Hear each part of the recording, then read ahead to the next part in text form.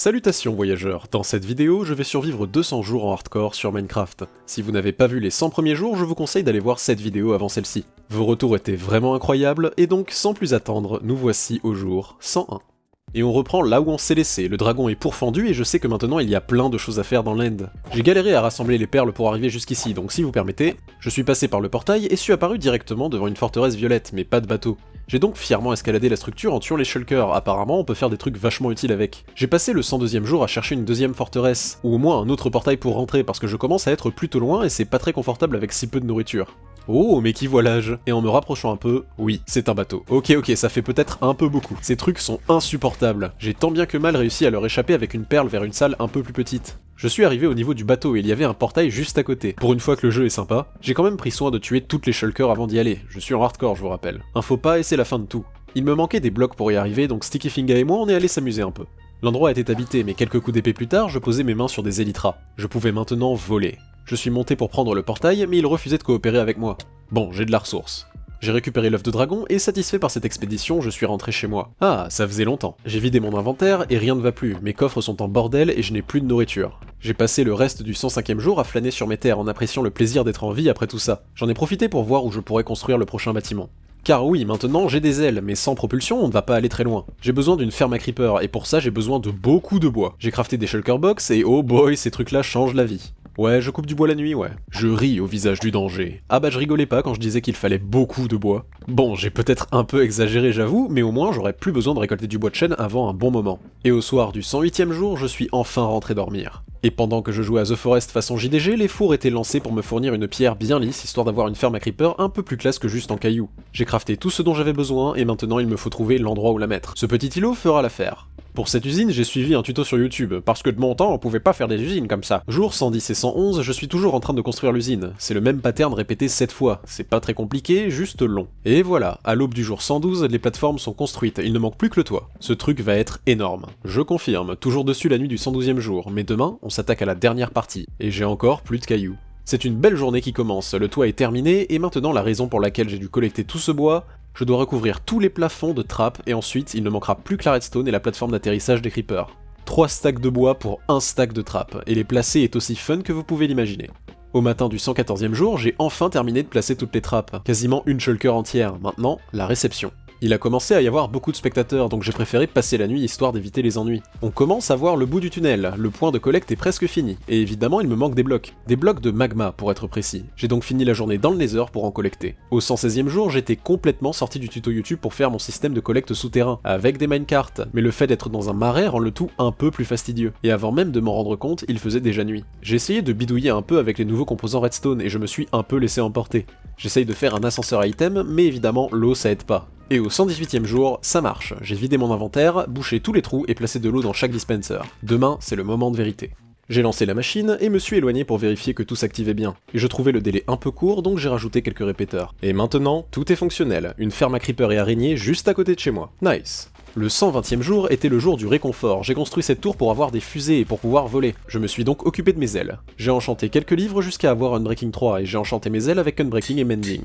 J'ai crafté toutes les fusées que je pouvais avec le peu de poudre à canon que j'avais, et c'est parti! C'est vraiment la meilleure chose qu'ils aient ajouté au jeu, l'exploration est complètement débridée et c'est génial. Je ne suis pas allé très loin vu que j'ai un nombre de fusées limité et la nuit commençait à tomber. Je crois que je vais devenir accro très vite. J'ai remarqué que voler au-dessus de la ferme la rendait bien plus productive, il me faudra construire quelque chose là-haut. J'ai récupéré la poudre à canon déjà produite et armé d'un stack de roquettes, je suis parti vers l'horizon. C'est tellement jouissif de parcourir autant de distance aussi vite. J'ai trouvé un village, 2 villages, mais la vraie raison pour laquelle je suis ici c'est pour du sable. J'ai jamais eu assez de verre depuis le début de cette aventure. Oh, je vous le dis, Minecraft est devenu 10 fois plus intéressant rien qu'avec les élytras. Au 122e jour, j'ai récupéré autant de sable que possible et j'ai fait un détour par l'océan histoire de récolter quelques algues. Le désert est mine de rien assez loin de ma base et c'est sur mes dernières roquettes que j'ai pu arriver chez moi. J'ai de suite mis un maximum de sable à cuire et me suis rendu compte que mes équipements commençaient à sérieusement se dégrader. Salutations bande de dégénérés, il est temps de vous rendre utile. 2 jours pour tout réparer, décidément il me faudra vraiment trouver une autre source d'XP.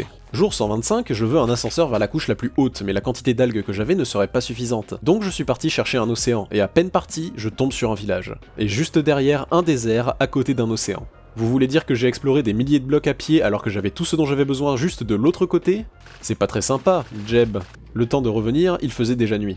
Jour 126, j'ai commencé la construction, mais ça demandait bien plus de verre que ce que j'avais prévu. Donc pendant que ça cuisait, je suis allé chercher de la neige. Et comme ma pelle est bien trop puissante, la tâche devenait compliquée. Donc, on part sur une vieille technique, voilà un essorage infini de golems de neige. Jour 127 était un des plus effrayants, je suis monté tout en haut de la limite et suis tombé dans mon propre tuyau avant de me rattraper in extremis avec mes élytras. J'ai légèrement bugué pendant 5 secondes le temps de réaliser ce qu'il venait de se passer. J'ai essayé de donner une forme naturelle et random à ma plateforme, mais d'en bas ça ressemble à... une mycose. Après avoir placé l'eau, je me suis attelé au placement des algues, mais le conduit était bien trop haut, ce qui fait que j'étais sur le point de me noyer. Me rappelant de mes vieilles années sur Minecraft, j'ai spammé les torches sur un seul bloc histoire de forcer un bloc d'air pour me permettre de reprendre mon souffle. Si je n'avais pas eu de torche dans mon inventaire à ce moment-là, j'étais mort. Ouf, enfin arrivé, c'était beaucoup trop stressant pour un simple ascenseur. Petite décoration extérieure tranquillement, et premier test de l'ascenseur. C'est long, c'est loin, mais c'est beau. J'avais envie de mettre un golem de neige en haut de mon nuage, mais j'avais oublié qu'il était déjà à la hauteur maximale. C'est pas grave, un petit coin de paradis ici et... Bon bah d'accord, j'ai compris, je peux pas avoir un bonhomme de neige, c'est bon. Jour 129, je me suis lancé dans des enchantements. J'aimerais avoir une épée looting 3, et le 5ème essai était le bon. J'ai maintenant une épée ultime. Je suis allé dans le Nether, ça faisait longtemps, et j'avais oublié à quel point la forteresse était loin. Je voulais tester ma nouvelle épée sur des withers, mais ils étaient visiblement confinés. Sur le peu que j'ai trouvé, un petit flex au niveau du coude suffit à les one-shot. En explorant, je suis tombé sur une autre forteresse juste à côté qui, elle, avait des withers fonctionnels. J'ai farmé jusqu'à avoir 2 têtes de wither. Avec celle que j'ai déjà, ça m'en fait 3. Pourquoi s'arrêter en si bon chemin, j'ai envie de dire. Malheureusement, c'est devenu très dangereux très vite, donc j'ai courageusement fui la bataille. Jour 131 et j'apprécie beaucoup trop voler au-dessus de mon camp. J'ai crafté 3 stacks de roquettes, je veux trouver une jungle, et honnêtement, n'importe quelle excuse est bonne pour utiliser mon ascenseur. J'ai volé toute la journée mais je n'ai trouvé qu'un petit biome de glace et j'ai passé la nuit dans un village. J'ai continué à explorer jour 132 et j'ai trouvé une canne à pêche mending, mais j'ai fini par rentrer, pas de jungle pour moi aujourd'hui. Je veux construire une ferme à citrouilles, j'ai quelques projets avec les villageois. Cela dit, mon organisation d'inventaire est chaotique et j'oublie toujours d'utiliser des shulkers. Toujours sur la ferme à citrouilles, mais je n'avais pas assez de graines. J'ai donc boosté un peu la pousse avec une substance blanche nutritive. Placer les pistons tête en bas, c'est vraiment plus dur que ça en a l'air. Et les observeurs, c'est pas mieux, certains décident de se mettre en dessous parce que voilà, on rejette l'autorité. Ce truc est massif, une quarantaine de pistons et d'observeurs, mais au moins, je n'aurai plus besoin d'y toucher. J'ai maintenant une machine à citrouille 100% automatique, j'ai essayé de la rendre un peu plus agréable à regarder, mais mes compétences en déco sont toujours aussi inexistantes. Voici ce que donne le résultat final, je suis resté dans le style de la base, et bon, c'est pas si moche à regarder. J'aime bien pouvoir voir à l'intérieur de la machine, je sais pas, c'est satisfaisant. Par contre, le terraforming ne va pas du tout, va falloir que j'arrange ça. Et c'est exactement ce que j'ai fait jour 138, j'en ai aussi profité pour étendre la route jusqu'aux animaux. Voilà, c'est quand même un peu plus propre, et finalement j'aime bien le design de la ferme. Le 139e jour était consacré à la paysannerie. C'est toujours aussi satisfaisant de récolter mes plantations. Ça doit faire 15 ans que je vous ai pas nourri. Allez, on fait des bébés. J'ai terminé la journée en regardant le soleil se coucher sur mon perchoir. De là, je peux voir le soleil se coucher et la lune se lever.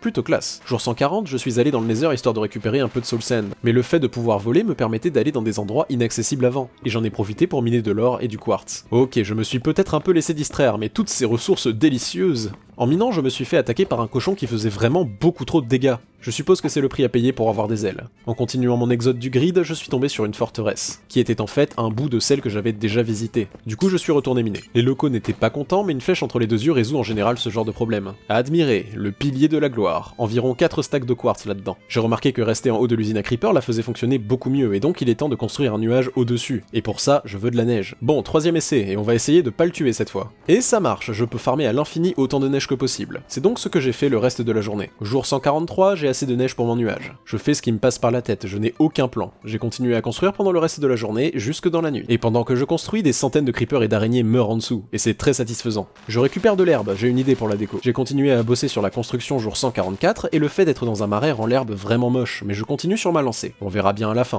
J'avais récupéré des ruches pendant la déforestation, et je trouve que ça rajoute quelque chose. Travaux terminés, je répare mes ailes, et je vous montre. Je trouve que ça rend plutôt bien, surtout quand les abeilles sont là, c'est vivant. Et en plus d'amortir ma chute, l'eau pourra aussi me servir pour pêcher si l'envie m'en prenait. Et le plus agréable, c'est que la ferme tournait à plein régime pendant tout le temps où je construisais ça. Et ça met un sourire sur mon visage. J'ai passé le reste de la journée à récolter, j'ai besoin de nourriture. Parce que maintenant que j'ai suffisamment de poudre à canon, je peux faire de la TNT et commencer à miner pour de la netherite. Jour 147 et 148, j'ai utilisé toute ma TNT, ce qui était étonnamment rapide. J'ai au final ramené 22 débris, et je ne sais pas si c'est peu pour 2 stacks de TNT, mais c'était plutôt fun. Va falloir que je trouve une excuse pour rester sur mon nuage un peu plus longtemps. Et c'est exactement ce que j'ai fait jour 149 et 150, dans une petite boîte histoire de me protéger des fantômes. J'ai vraiment envie de continuer à miner. Regardez-moi cette orgie de mobs. Un peu plus de 15 stacks de de poudre à canon, ce sera suffisant. Suffisant à condition d'avoir assez de sable évidemment. Et c'est reparti, j'ai 3 stacks de TNT à utiliser, j'ai passé les 2 jours suivants à faire joujou avec de la TNT, et c'est fort satisfaisant, je comprends Kira. J'ai dû rentrer en étant à court de potions, mais mis à part ça, je suis rentré sans trop de problèmes. Et après cette deuxième session, 22 autres débris, ce qui est le même nombre que la première fois, mais avec un stack de TNT en plus. Du coup, c'est nul. J'ai commencé le 155e jour par miner la tour de quartz, histoire de réparer mes outils. Ils doivent être chatoyants. 44 débris m'ont donné 11 lingots de netherite. J'ai complété les enchantements de ma pioche et pelle principale, et je les ai upgrade en netherite avec mon épée et mon pantalon. Mes bottes et mon casque ne sont pas satisfaisants pour l'instant, mais j'ai plus de niveau. Après autant de temps à miner dans les enfers, un peu de soleil fera du bien. Je lisse les contours de l'usine histoire de rendre le tout un peu plus agréable. C'est le genre de truc qui se voit très peu mais qui est absolument nécessaire. Ah voilà, c'est mieux. J'ai aussi bouché les trous parce qu'il était grand temps. Et il est aussi temps de faire le pont, mais je suis à court de bois sombre, je suis donc allé en récupérer la nuit tombée. J'ai continué sur le pont jour 158, l'usine est maintenant connectée, et j'ai apprécié le coucher de soleil sur la montagne. Je pense que vous l'aurez remarqué, mais c'est quand même vachement la zone dans mes coffres, et il faut que ça change. Comme d'habitude, j'y vais au feeling. Par contre, je n'ai plus de bois, donc j'ai passé toute la journée 160 à en récolter. Et de retour sur la construction de la salle des coffres, je vis sous terre, donc il y a pas mal de cailloux à retourner. Toujours en train de creuser jour 162, et j'ai trouvé des diamants. 12 au total avec ma fortune 3. J'ai tellement creusé que je suis arrivé sur un autre lac de lave. Nice. Encore plus de carburant pour mes fours. Toujours en train de creuser quand un chat est venu se réchauffer. Mais après 3 jours à miner, je devais être effrayant. J'ai commencé à placer le sol, et heureusement cette partie est sous une montagne, du coup j'ai de l'herbe à peu près normale. Il m'est venu une idée pendant que je construisais, mais ça demande de creuser encore plus. J'ai besoin d'un bloc bleu, et en cherchant sur le wiki, j'ai vu que l'on pouvait faire plus ou moins du béton coloré avec du sable et du gravier. Et c'est trop bien, j'en veux plus. Est-ce que vous voyez ce que je veux faire ou pas?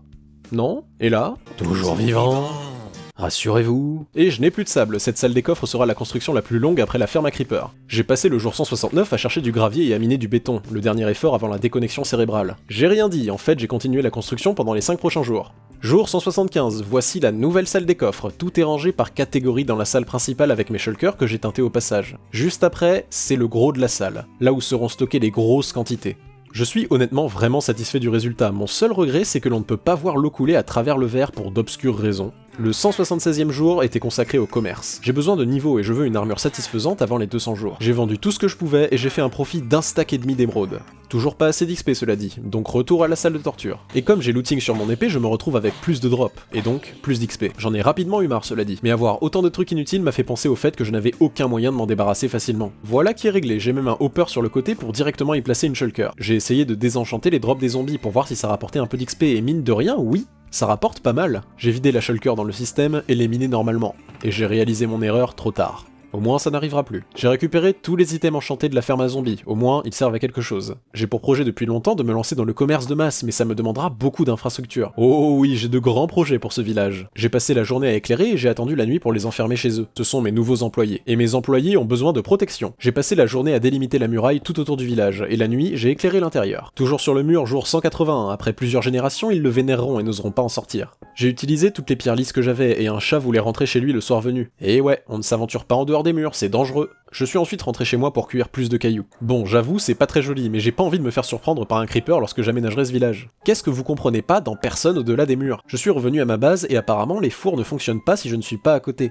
Bon, j'aurais bien miné, mais Sticky Finga commence à fatiguer, donc au spawner à zombies. J'avais pas envie, mais pas le choix. Et ça a pris 2 jours pour tout réparer. Au moins, j'ai de la pierre qui cuit en même temps. Voilà, je peux maintenant miner, je récupère toutes les ressources avec Seal Touch pour pouvoir faire des piliers de ressources. J'aime bien. Et en plus, j'ai besoin de pierre, donc quelque part, j'ai une excuse pour miner. Gurdil serait fier. J'ai continué à miner jusqu'au jour 187, où j'ai trouvé une mine abandonnée immense à la couche de ma mine. Mais cette mine était loin d'être inhabitée. Et maintenant, le résultat de cette grosse session de minage, oui, je sais, c'est beau, mais ce que je préfère, moi, dans tout ça, ce sont les graines de melon. Et les diamants, évidemment. Je devrais peut-être me calmer sur le charbon. C'est quand même glorieux. J'ai passé la journée à faire des allers-retours entre minage et enchantement. Je veux des bottes Feather Falling ou plumes qui tombent. Bon, je devrais quand même vraiment me calmer sur le charbon, il fait nuit et j'ai toujours pas terminé. Et malheureusement, je n'ai toujours pas l'enchantement que je voulais. J'ai passé le 191e jour à faire du trading avec les villageois.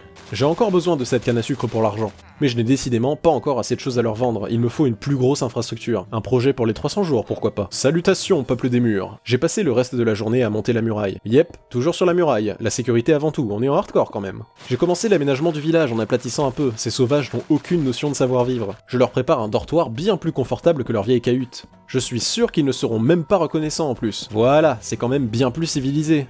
Non? Comment ça, c'est moi le méchant?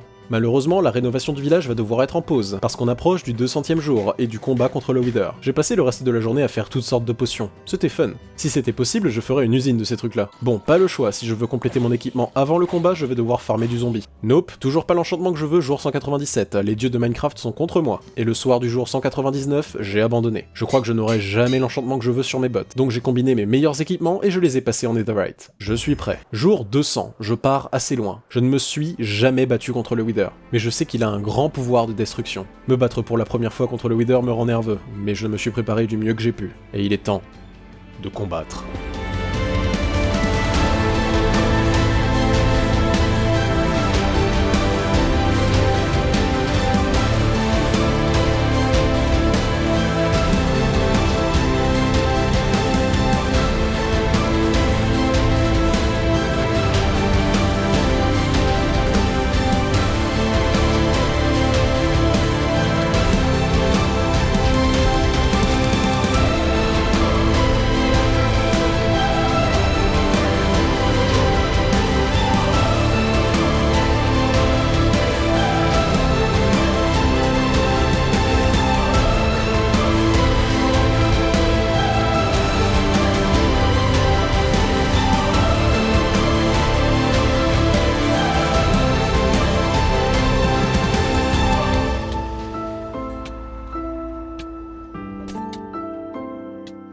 Et c'est comme ça que j'ai survécu 200 jours en hardcore sur Minecraft.